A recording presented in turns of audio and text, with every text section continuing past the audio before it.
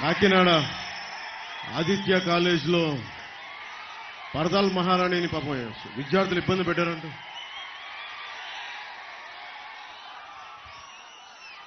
మన రాష్ట్రాన్ని మహారాణికి విద్యార్థులు కొంచెం జాగ్రత్త, వాళ్ళు కక్ష పెట్టేసుకుంటారు.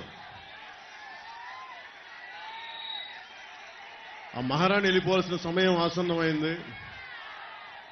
కొత్త తరం, మీ తరానికి బంగారు భవిష్యత్తు ఇవ్వడానికి దేశంలోనూ రాష్ట్రంలోనూ ఎన్డీఏ కూటమి వస్తుంది. మేము బంగారు భవిష్యత్తుకి బలమైన బాట వేస్తాం.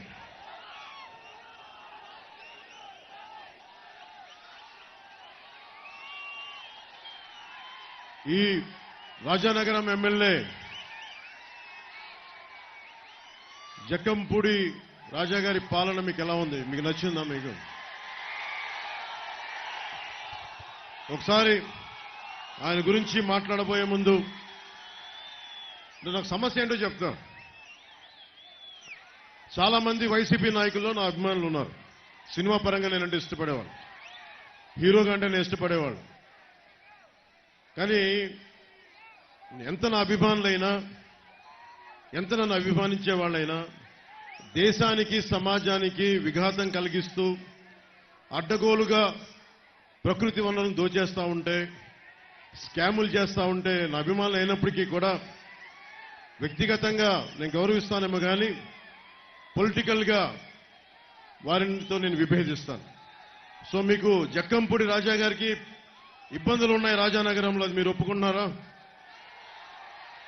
జక్కంపూడి రాజా గారి పెద్ద కుటుంబం, వాళ్ళు రామ్మోహన్ రావు గారి మీద నాకు చాలా అపారమైన గౌరవం ఉంది. వారి కుటుంబం మీద గౌరవం ఉంది. కానీ దురదృష్టవశాత్తు మన రాజానగరం స్కాములకి,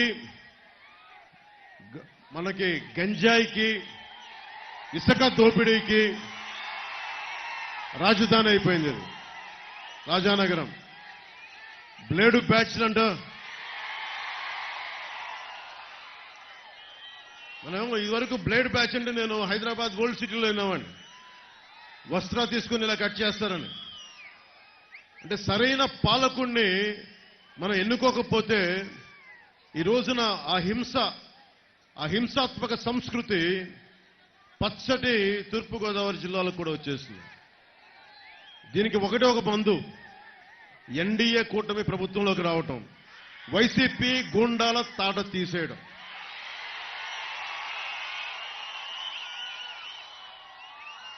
రాజానగరం, రాజమండ్రి, ముఖ్యంగా మన రాజానగరంలో ఇసుక రీచ్లు ఎక్కువ. మనకి చక్కటి గోదావరి ఇసుక తెన్నెలు, ఇలాంటి చోట్ల చాలా మంది చిత్ర పరిశ్రమ పెద్దలందరూ వచ్చి దర్శకులు, నిర్మాతలు ఇక్కడ చాలా అద్భుతమైన పాటలు చేసేవాళ్ళు. ఈ రోజున అలాంటి గోదావరి ఇసుక తెన్నెలు మాయమైపోతూ అడ్డగోలుగా దోచేస్తా ఉన్నారు వీళ్ళందరూ. దీన్ని అడ్డుకోవాల్సిన అవసరం ఉంది.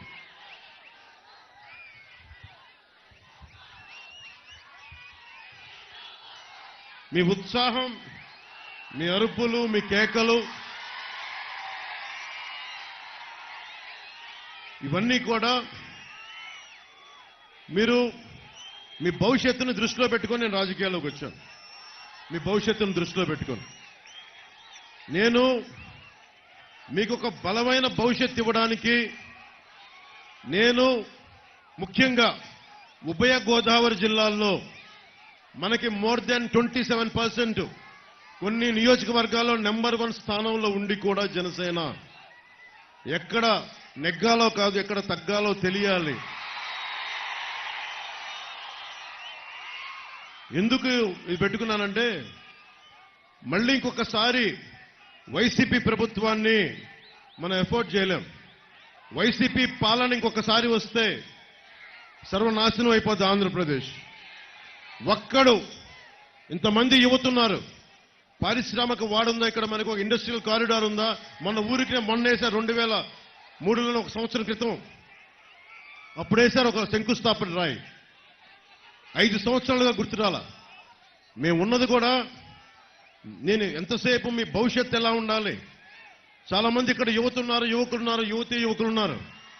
ముఖ్యంగా ఈ రోజున మిగతా మేడం పురంధేశ్వరి గారు మాట్లాడారు. నేను మీ భవిష్యత్తు గురించి మాట్లాడుతాను. ఈరోజు మీరందరూ 2019లో చాలా మంది మొదటి ఓటు వచ్చిన వాళ్ళు ఉన్నారు. ఇప్పుడు ఈ రోజున మీ అందరికీ 25 ఏళ్ళు వచ్చేసి ఉంటాయి దాదాపు. మీ ప్రతి ఓటు చాలా చాలా విలువైంది.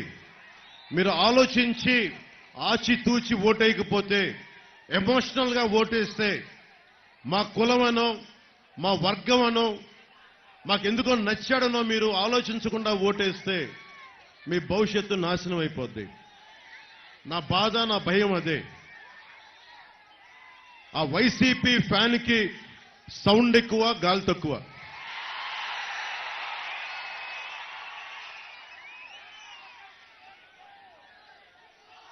జగన్ కి ఈ మధ్యన నన్ను మాటలు ఎక్కువ తిట్టేస్తా ఉన్నాడు. పాపం కంట్రోల్. నేను ఏమనుకుంటాను, జగన్ కి నన్ను తిడుతుంటే నాకు చాలా కోపం వచ్చేస్తా అనుకుంటాడు. నన్ను మీరు ఏమి తిట్టినా నాకు కోపం రాదు. మీ మీద ఒక్క ఈగ వాలితే నాకు ఆపాద మస్తకం. ఒక దళిత డ్రైవర్ని డోర్ డెలివరీ చేస్తే నాకు వచ్చిన కోపం చాలా చాలా ఎక్కువ.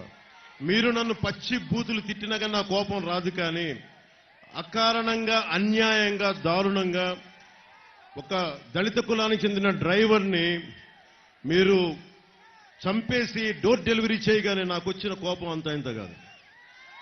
నేను చాలా బాధ్యతగా ఉన్నాం. ఇక్కడ మన ఎంఆర్పీఎస్ సోదరులు చాలా మంది ఉన్నారు. ఇక్కడ మీకు తెలుసు, నేను కులాల గురించి మాట్లాడినప్పుడు అందరూ దూరంగా పెట్టే రెల్లి కులస్తులను నేను గుండెలకు హత్తుకున్నాను. ఆ రెల్లి కులస్తులకి నేను ఎందుకంటే అణగారిన వర్గాలకి, అన్ని కులాలతో పాటు అణగారిన వర్గాలను హక్కును చేర్చుకోవాలన్నదే జనసేన తాలూకు ఆశయం.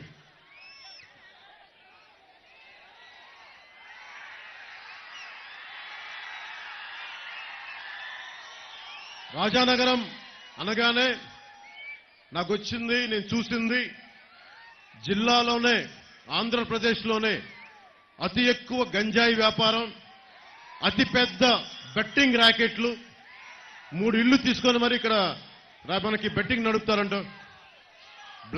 మనకి బ్లేడ్ బ్యాచ్లు, దోపిడీలు, ఆగడాలు, ఇవన్నీ ఒక పెద్ద కుటుంబం నుంచి వచ్చిన ఒక ఎమ్మెల్యే జక్కంపూడి రామ్మోహన్ రావు గారి ఇంటి నుంచి వచ్చిన వాళ్ళ చేస్తుంది ఇవన్నీ అనేది నిజంగా నాకు చాలా బాధ కలిగింది. జక్కంపూడి రామ్మోహన్ రావు గారి కుటుంబం నుంచి వచ్చి వాళ్ళ బిడ్డలు ఇంకెంత ఉన్నతంగా ఉండాలి. వాళ్ళు కూడా బ్లేడ్ బ్యాచ్లు మెయింటైన్ చేసి, గుండా బ్యాచ్లు మెయింటైన్ చేసి, వాళ్ళు కూడా గంజాయిని ఎంకరేజ్ చేసి, వాళ్ళు కూడా ఇసుక స్కాములు చేసి, వాళ్ళు కూడా ఆ స్థాయికి చేస్తే మనం ఎవరికి వెళ్తాం? ఎటువైపు చూస్తాం?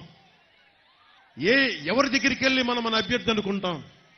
మన నేలలో పుట్టి పెరిగినోడు, మనకు అండగా నిలబడేవాడు, ఈ రోజు నుంచి వచ్చిన కౌలు రైతుల కష్టాలకు నేను అండగా ఉన్నానని చెప్పి నాకు సాయం నిలబడ్డవాడు, మన బలరామకృష్ణుడు అంటే శ్రీకృష్ణుడు అన్నగా విన్నాం. అలాంటి బలరాముడు రాజానగరానికి అండగా ఉన్నాడు. బలరామకృష్ణుడు పెద్దంటి వ్యక్తి కాదు, కింద నుంచి పైకి వచ్చినవాడు, ఒడిదుడుకులు ఎదుర్కొంటున్నవాడు, అండగా నిలబడేవాడు. అందుకనే నా మొట్టమొదటి అనౌన్స్ చేసిన సీటు రాజానగరం అనౌన్స్ చేశాను.